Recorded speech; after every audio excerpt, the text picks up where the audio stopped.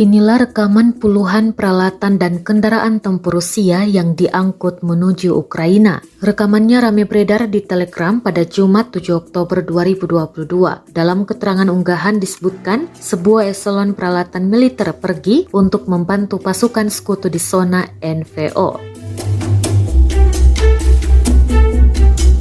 Kendaraan tempur yang diangkut seperti tank, kendaraan lapis baja, truk, dan lainnya. Ada pula amunisi dan beberapa senjata lainnya yang diangkut menggunakan kereta api.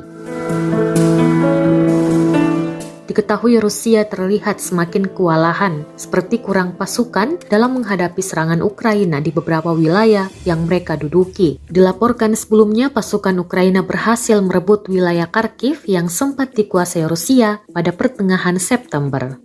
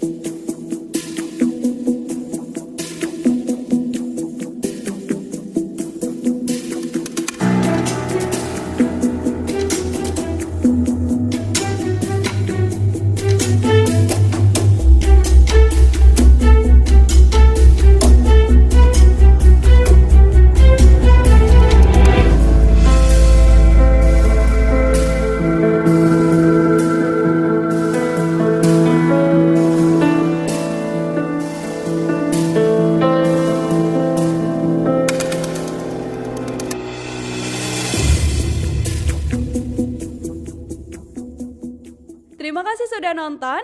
Jangan lupa like, subscribe, dan share ya.